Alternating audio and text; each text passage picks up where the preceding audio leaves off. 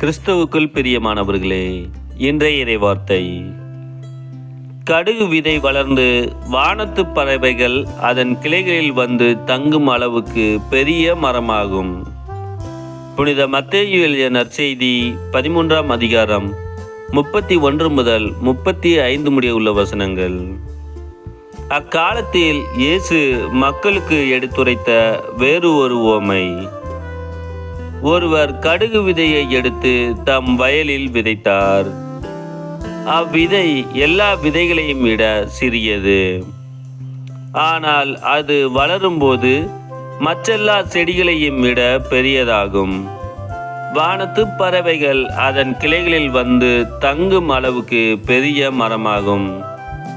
விண்ணரசு இக்கடுகு விதைக்கு ஒப்பாகும். அவர் அவர்களுக்கு கூறிய வேறு ஓர் உவமை. பெண் ஒருவர் புளிப்பு மாவை எடுத்து 3 மரக்கால் மாவில் பிசைந்து வைத்தார். மாவு முழுவதும் புளிப்பேறியது. விண்ணரசு இப்புளிப்பு மாவுக்கு ஒப்பாகும். இவற்றை எல்லாம் இயேசு மக்கள் கூட்டத்துக்கு உவமைகள் வாயிலாக உரைத்தார். உவமைகள் இன்றி அவர் அவர்களோடு எதையும் பேசவில்லை. நான் உவமைகள் வாயிலாக பேசுவேன். உலகத் தோற்றம் முதல் மறைந்திருப்பவற்றை விளக்குவேன் என்று இறைவாக்கினர் உரைத்தது இவ்வாறு நிறைவேறியது.